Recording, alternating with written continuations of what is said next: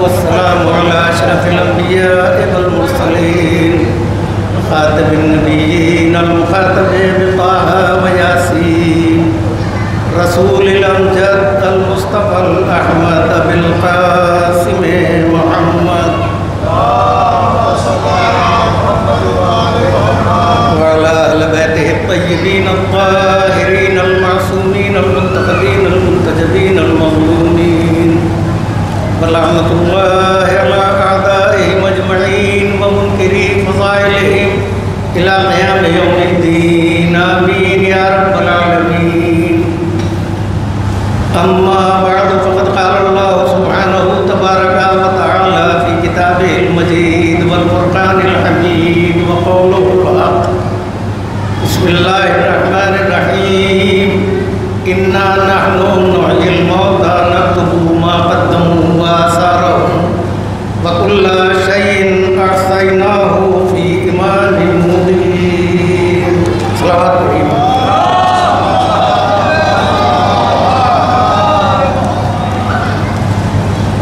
بزرگان ملت واقعاً بہت کم ہے. میں نے کل بھی یہی بات کہی تھی کہ کم از کم ہم لوگوں کو بھی وقت ملنا چاہیے. لیکن میرا یہ بچپن سے مزاج رہا, میں دو کام کبھی نہیں کرتا. ایک تو میں نے کبھی نوحہ خواہ کا ٹائم نہیں کاٹا, ورنہ اگر چاہیں تو ممبر پہ آنے کے بعد ہم بھی کہہ دیں کہ ممبر ہمارے باپ کا ہے, کھینچ دیں, لیکن نہیں, حق ہے انہیں بھی وقت چاہیے. اچھا, دوسرے ایک کام میں اور نہیں کرتا. مجھے اگر یہ پتا ہو کہ دوسری جگہ مجلس ہوگی تو میں اس کی مناسبت کے مسائل کبھی زندگی میں نہیں پڑے, اس سے ہمیشہ گریز کیا, اس لیے کہ دوسرے کا بھی حق ضروری ہے. تو میں نے کل کی مجلس میں بھی گزارش کی تھی کہ براہ کرم آپ اس بات کا لحاظ رکھیں کہ نماز اور مجلس میں ٹکراؤ نہ ہو. اس لیے کہ آپ نہ نماز کو کم کہہ سکتے ہیں نہ مجلس حسین کو کم آن سکتے ہیں.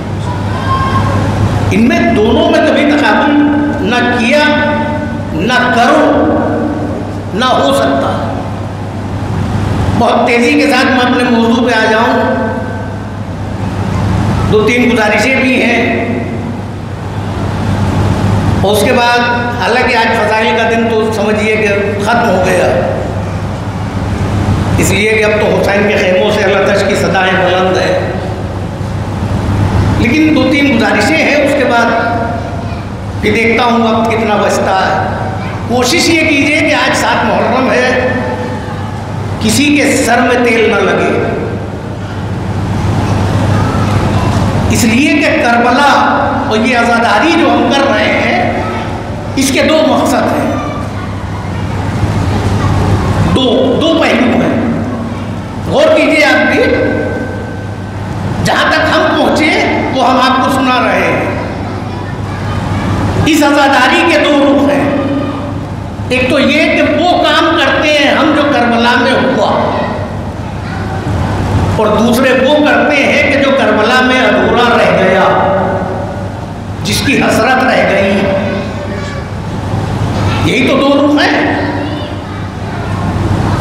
آپ اسے روزمرہ کی زندگی میں دیکھیے, آپ جہاں بھی مجلس میں جائیں گے سلجھنا آئے گا, کربلا میں آیا تھا جی, سب سے پہلے جناب عباس کا علم آئے گا, کربلا میں حسین علم لائے تھے. تو ہم کیا کر رہے ہیں, جو ہوا ٹھیک. روز عاشور ہم فاقہ کرتے ہیں, اس لیے کہ 3 دن کا فاقہ تو ہمارے بس کی بات نہیں ہے. وہ حسین اور اطفال حسین کی ہمت تھی, وہ ان کا جگر تھا, ہم نہیں کر سکتے. ہم تو 1 دن کے فاقے میں بول جاتے, تو ہم نے اسے 3 کو گھٹا کر چاٹ کیا. کل 1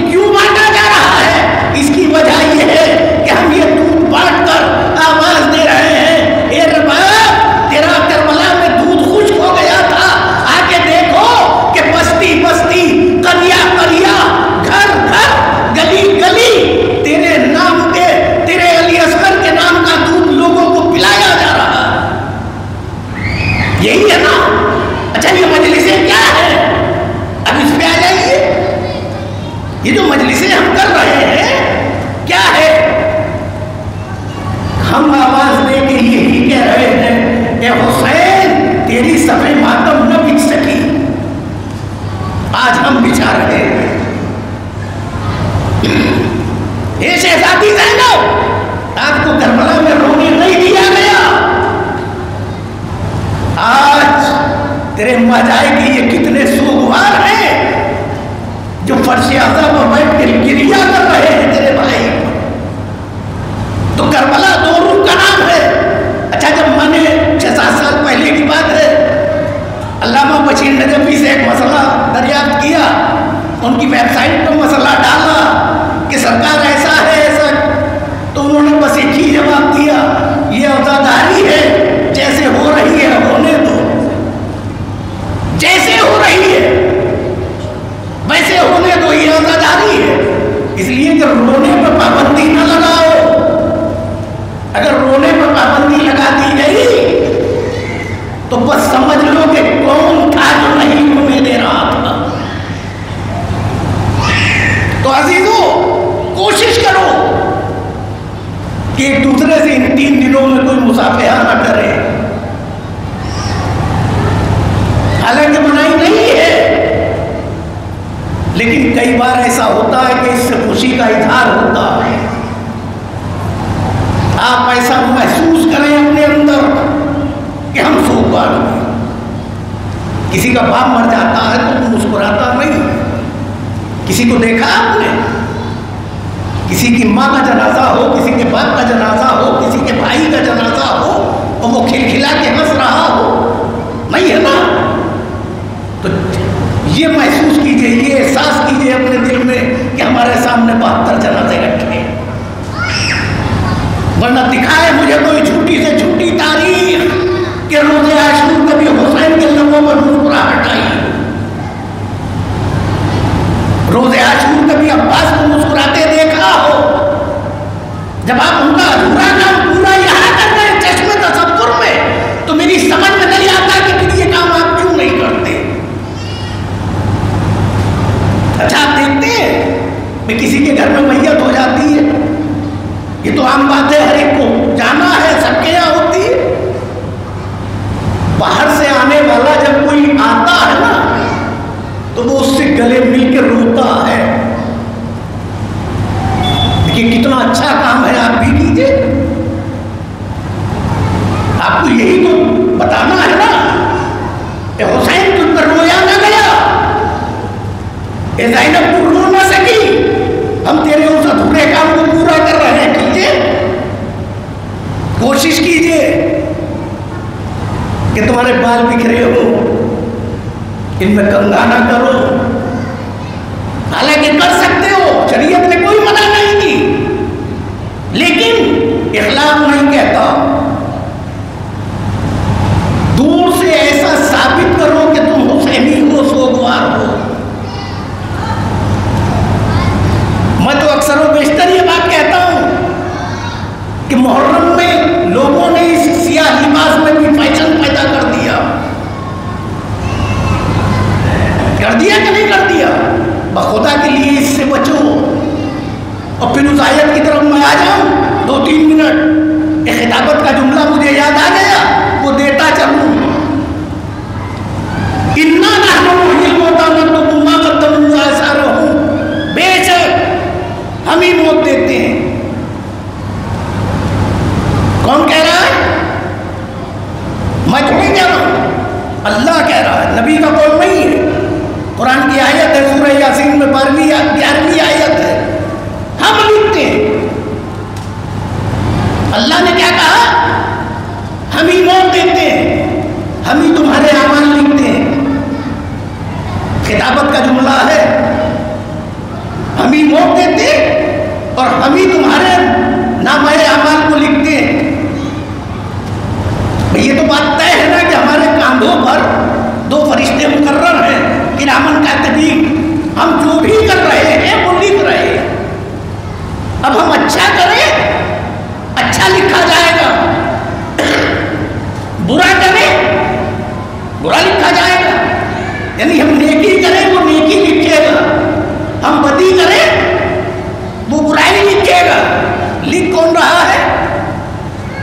فرشتے بھائی اللہ کے تو ہاتھ نہیں ہے، اس لیے کہ اگر اللہ کے ہاتھ مان لو تو پھر تو وہ بات ثابت ہو جائے گی کہ اللہ جو ہے وہ عرش اعلیٰ پہ ایک کرسی پہ بیٹھتے ہیں اور وہ کرسی ان کے بدن میں چڑھ چڑھ کرتی ہے،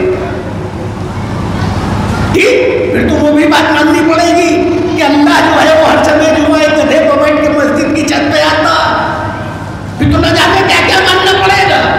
ہم اللہ کو مجسم نہیں مانتے، اور جب ہم اللہ کو مجسم نہیں مانتے تو پھر اللہ کے ہاتھ نہیں ہے، طے ہو گئی بات، اللہ کے ہاتھ نہیں ہے۔ تو پھر اس نے قرآن میں کہا کیوں؟ وَنَكْتُبُ، بالکل کلیئر لفظ ہے، ہم لکھتے ہیں۔ لکھتا کون ہے؟ فرشتے۔ فرشتے کون ہے؟ معصوم، جس سے گناہ نہیں ہوتا، اور اگر ذرہ برابر بھی ترک اولا ہو جائے تو فطرت کا عالم تو آپ نے سنا ہی ہے، مجھے تفصیل میں جانے کی ضرورت نہیں ہے۔ پھر فطرت کا حال آپ کے سامنے ہے کہ بالوں پر نوچ لیے گئے تھے، کیوں؟ گناہ نہیں تھا، ترک اولا تھا۔ ایک صلوات پڑھیے۔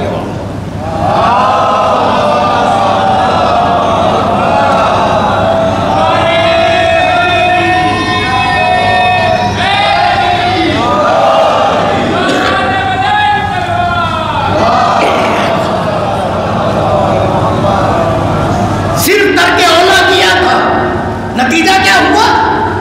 بالوں پر چھین لیے گئے۔ تو فرشتے کیا ہے؟ معصوم، یہ تو بس وہی کرتے ہیں جو وہ کہتا، اس کے حکم کے مطابق بالکل نہیں چلتے۔ لکھتا کون ہے؟ فرشتے۔ کہا کس نے؟ اللہ نے۔ مطلب یہ ہوا کہ کم از کم اللہ کو کہنے کے لیے کہ یہ میں کر رہا ہوں کسی نبی کی ضرورت ہوتی ہے یا کسی معصوم کی ضرورت ہوتی ہے؟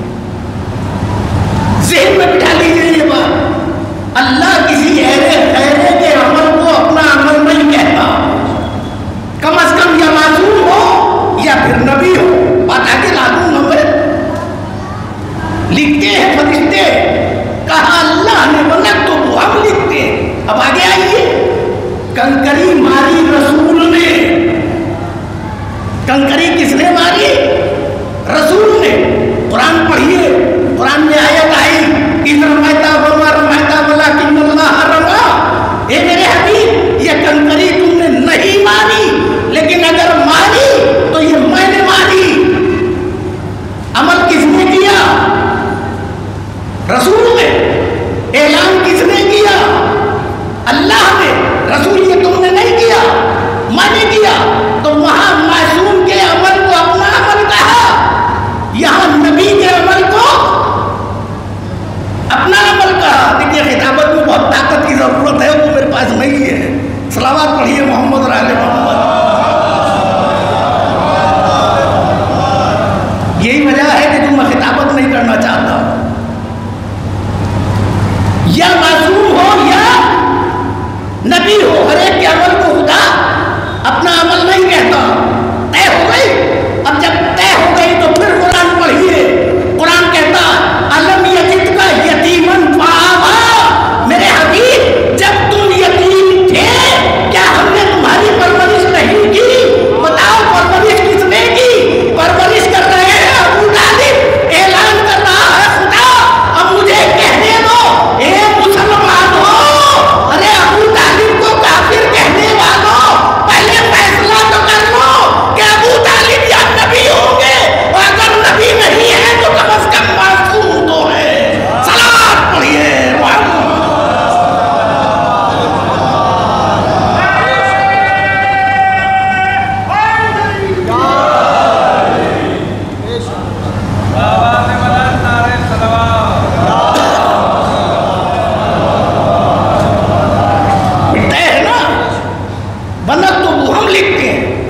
لکھ رہا ہے کون؟ فرشتے۔ دیکھیے عزیزو، گھڑی یہ کہہ رہی ہے کہ بالکل رک جاؤ، اس لیے کہ اب صرف 10 منٹ باقی ہے، 10-11، اور ابھی 2 جملے مصیبتوں کے بھی ہونے ہیں جو مجلس کا ماحول اور میں تو پہلے ہی کہہ چکا ہوں کہ یہ دن ہی مصائب کا ہے. تو اب سنیے، جہاں کل میں نے مجلس چھوڑ دی تھی وہیں سے آگے آ جائیے.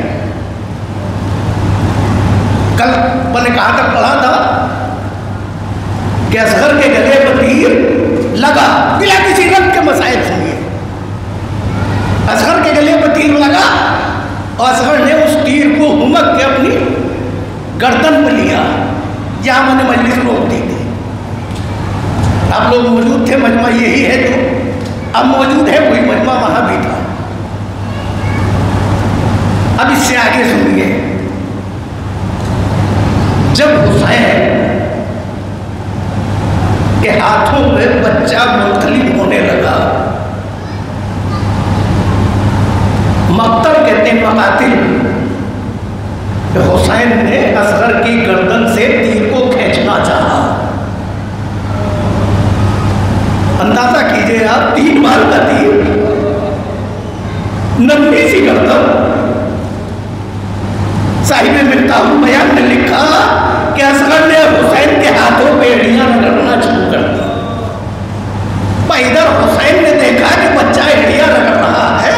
ایک مرتبہ حسین اصغر سے مخاطب ہوئے، وہ مخاطب ہو کے کہتے ہیں، اے میرے لال، حیدر کرار کے پوتے ہو، اے میرے لال، حسین جیسے صابر کے بیٹے ہو، میرے لال، اگر اسی طرح ایڑیاں رگڑتے رہو گے تو تیرا بوڑھا باپ ارے یہ تیر نہ نکال سکے گا. بازیو حسین کا یہ جملہ کہنا تھا. اصغر نے ایڑیاں رگڑنا بند کر دی، حسین نے تیر کو نکالا، خون کا فوارہ ابل گیا. حسین نے چلو میں خون کو روکا.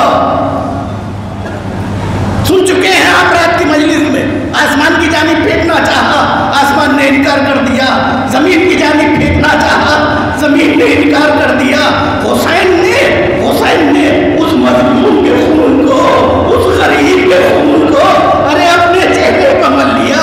چہرے پر ملتے جاتے تھے، کہتے جاتے تھے، انکار آسمان کو ہے، ارے راضی نبی نہیں. اصغر تمہارے خون کا ٹھکانا کہیں نہیں.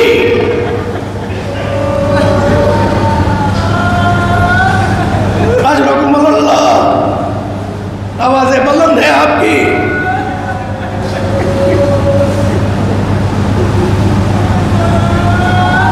بہت اطمینان سے سنیے، بھی 5-7 منٹ کا ٹائم ہے.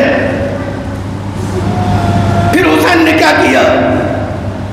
بھئی سب کو آپ گنجے شہیدہ میں لائے نہ خیام میں، تو اصغر کو بھی لے کے جانا ہے. ہاتھوں پہ ننھی سی میت ہے. حسین چل رہے ہیں، 7 مرتبہ آگے بڑھے، 7 مرتبہ پیچھے ہٹے. کہتے جاتے تھے، اِنَّا لِلَّهِ وَإِنَّا إِلَيْهِ رَاجِعُونَ. رزم بقضائه وتسلیم الامر.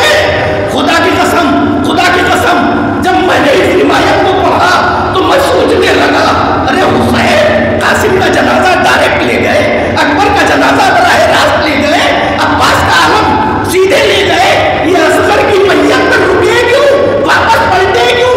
بس سوچ کے کلیجہ منہ کو آ گیا، ارے حسین جیسا صابر و شاکر امام یہ سوچنے میں مجبور ہے کہ جا کے رواق کو کیا جواب دوں گا، سکینہ کو کیا جواب دوں گا.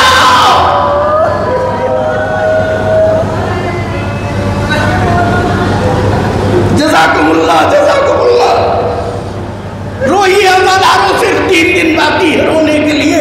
اس کے بعد ہمارا جہان ہم سے رخصت ہو جائے گا. نہ جانے اگلے برس زندہ رہے نہ رہے. حسین نے ہمت کی، تو ہمت کر کے اتفاق خیمے کے دروازے پہ آئے. آنے کے بعد آواز دی، اے ربا.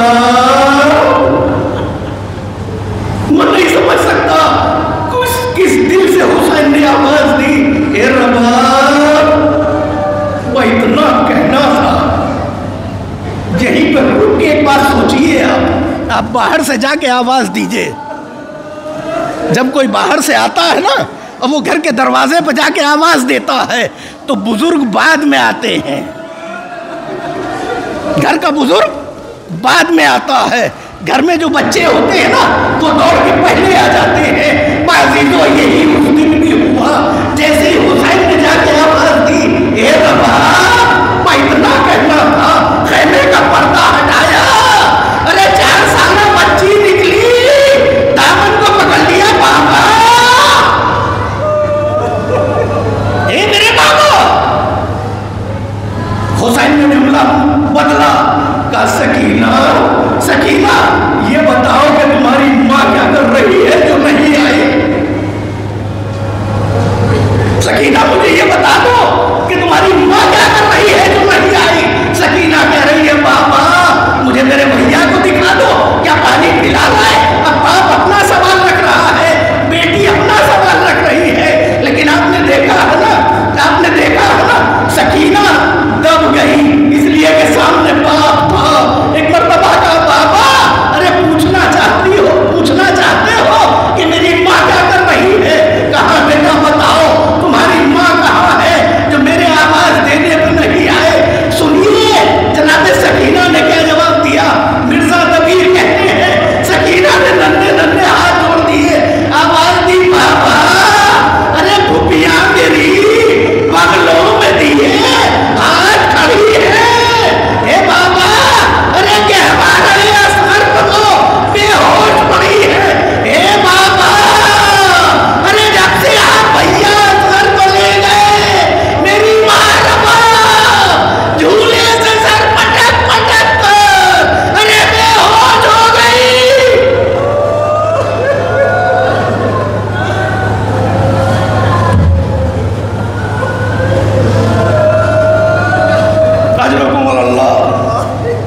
پروردگار کوئی غم نہ دے سوائے غم سرکار سید الشہداء. 2-3 منٹ اور سن لیجئے.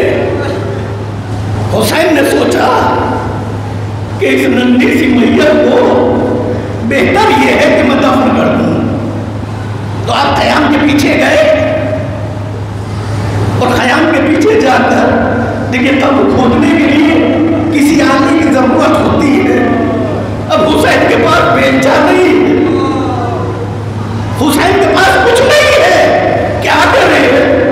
ایک مرتبہ مظلوم کربلا نے ارے ذوالفقار حیدری کو میدان سے باہر نکالا. کتنی آسانی سے سن لیا آپ نے. 2 زانوں سے بیٹھ گیا قریب امام اور ذوالفقار سے قبر کھودنا شروع کیا. ادھر حسین اصغر کی قبر کھود رہے ہیں, ادھر ذوالفقار سے رونے کی آواز پیدا ہوئی. ذوالفقار رو رہی ہے. حسین نے قبر کھودنا روک دیا اور پوچھا اے میرے بابا کی ذوالفقار ارے تو رو کیوں رہی ہے. تیرے رونے کی وجہ سمجھ میں نہیں آتی. سنیں گے آپ آخری جملہ ہے حق ماتا مدا ہو جائے گا. ذوالفقار سے آواز پیدا ہوئی اے مولا ارے جب بھی آپ کے بابا مجھے باہر میدان سے واپس لے کے آتے تھے آپ کی ماں کے حوالے کر دیتے تھے.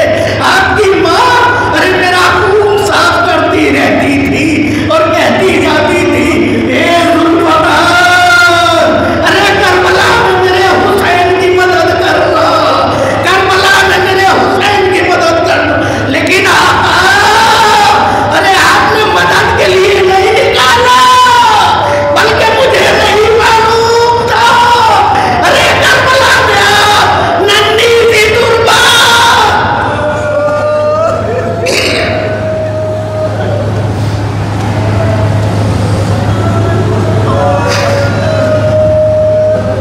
حسین نے اصغر کو قبر میں رکھ دیا اور قبر میں رکھنے کے بعد مٹی دی. اکیلا باپ مٹی دے رہا. عزیزوں دستور ہے نا, آج بھی دستور ہے کہ جب قبر بند کر دی جاتی ہے تو اس کو پانی چھڑکا جاتا. ارے حسین کے پاس کربلا میں پانی نہیں تھا. مجھے مقتل میں بس اتنا ملا کہ حسین نے قبر پر بیٹھ کر ارے آنسو بہانا شروع کر دیے. قبر سے اپنے